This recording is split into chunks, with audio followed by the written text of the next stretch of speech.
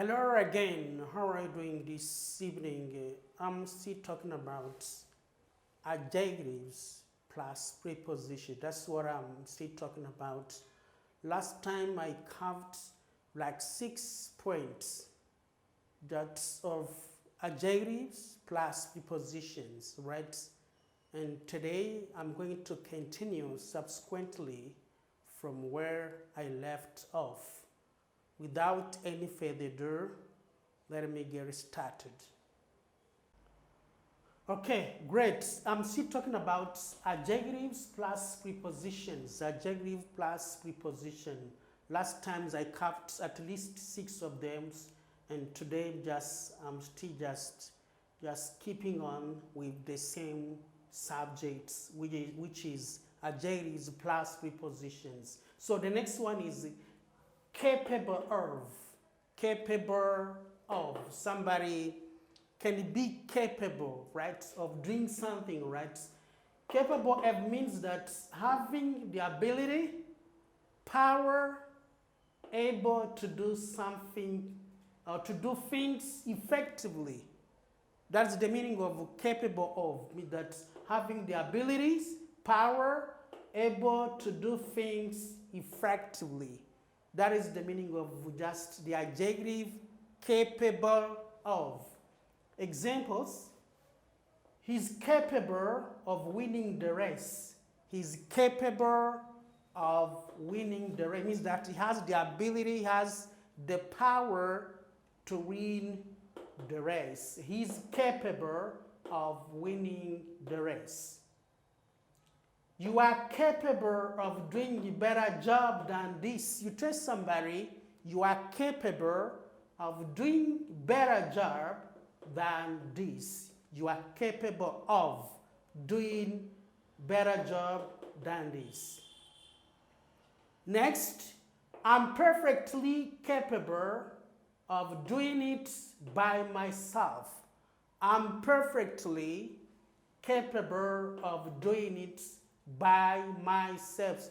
I don't want somebody to come and help me, but I'm capable of doing it by myself. I don't need somebody's help. I'm able to do it I'm capable to do it by myself. Next, you have married to. The adjective married to goes with the preposition to. Married to somebody, not with. Some people, they confuse it. They say married with, which is not correct. It goes with the married to, having a husband or a wife.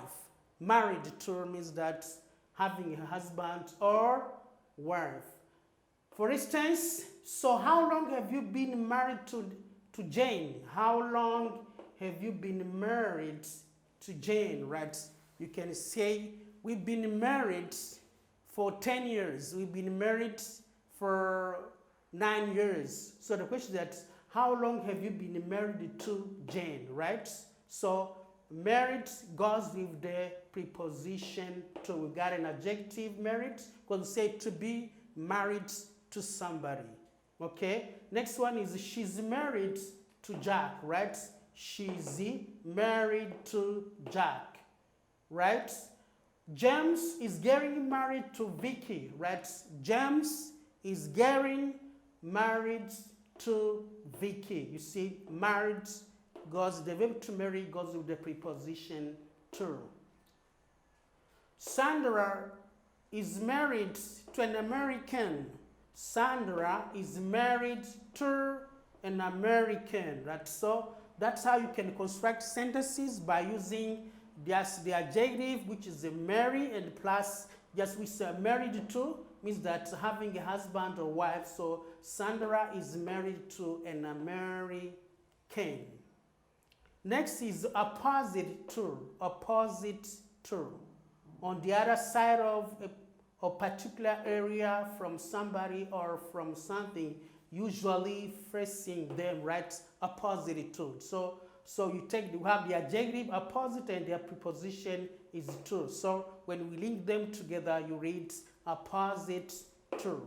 Example is given: whose house is opposite to yours? You can ask somebody whose house is opposite to yours, right? Johnny's house is opposite to mine. Peter's house is opposite to mine. What you are doing is quite opposite to what I suggest. Somebody's doing something which is totally opposite to what you are doing. Okay? Sentence says, what you are doing is quite opposite to what I suggest. It's quite opposite to what I suggest. So that is how you can construct sentences. You take a preposition. You take an adjective plus preposition. The next one is the painful to, right? Got the word painful. Painful to, right? Causing pain, right? Causing pain. Painful to means causing pain.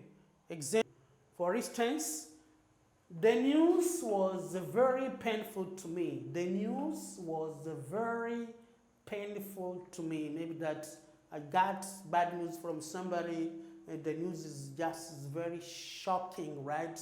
So I can say that the news was very painful to me. My ankle is still too painful to walk on, right? Ankle is a part of your body, right? So the part of your body say, my ankle is still too painful to walk on. Because I can't work, I can't put on shoes because my ankle is still too painful. Next, is your back still painful? Here we don't need to put a preposition to because it's a question. Somebody tells you that I've got a backache, so I'm not feeling comfortable in my back. Then you can ask him or her, is your back still painful, right? Means that are you still suffering from the back, right? Is your back still painful? The next is the sufficient for. Sufficient for, right? We've got the adjective sufficient and plus preposition for. Sufficient for, which means that enough for a particular purpose as much as you need, right? Sufficient for means enough for a particular purpose as much as you need. For instance, this money is sufficient for the purpose. This money is sufficient for the purpose. Is $100 sufficient for your expenses? Can I ask somebody, is $100 sufficient for your expenses? Maybe that we are preparing something, so you want to know how much do you need. So how much are you going to spend on that particular thing, right? Can you say, is $100 sufficient for your expenses? The next one is the sorry for. Sorry for, sorry that, sorry to. But it's used with just different prepositions, right? Sorry for, or sorry that, or sorry to. Feeling sad and sympathetic, that's the meaning of to feel sorry for somebody, right? Somebody is in a sorrow state, you feel sorry for him or for her. That's sorry for, sorry that, or sorry to. Feeling sad and sympathetic. Example, I felt sorry for Peter's wife and children. I felt sorry for Peter's wife and children. I'm sorry that your husband lost his job. So somebody, just a lady, tells you that, so we are not okay because my husband lost his job last time. Then you can tell him as if that you are so sympathetic. You want to sympathize the person. You can say, I'm sorry that your husband lost his job. We are sorry to hear that your father is in the hospital again. We are sorry to hear that your father is in the hospital again. So somebody's dad or father is again in the hospital, so you got that news, so it's not good to you. You can tell the person and say, we are sorry to hear that your father is in the hospital again. The next one is that thankful to be thankful means that To be grateful, right? Thankful to means that you're thankful to, or can you say thankful that. Pleased about something good has happened. Thankful to or thankful that. Example, I was thankful to see that they all arrived safely. I was thankful to see that they all arrived safely.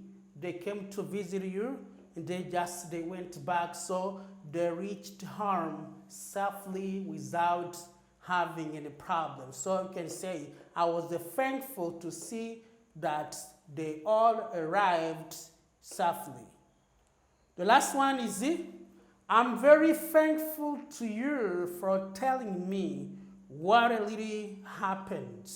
See, something has happened and somebody just told you what happened. You can tell him or her, I'm very thankful to you for telling me what really happened. So this is what I've covered today. I've covered that's 13 adjectives plus prepositions, right? But I hope that what I've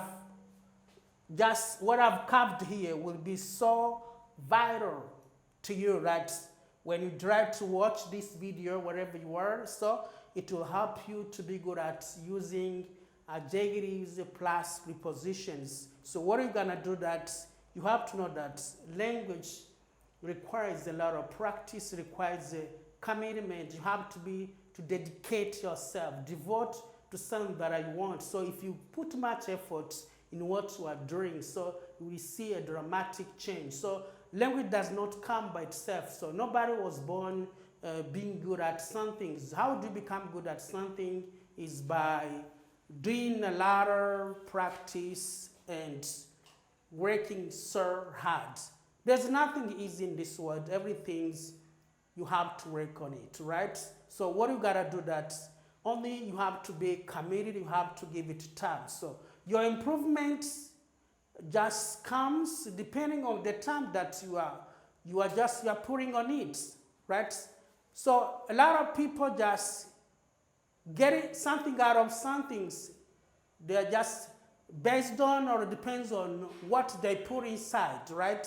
It means that what you put in English is what you're gonna get out of it. So means means that it's your effort.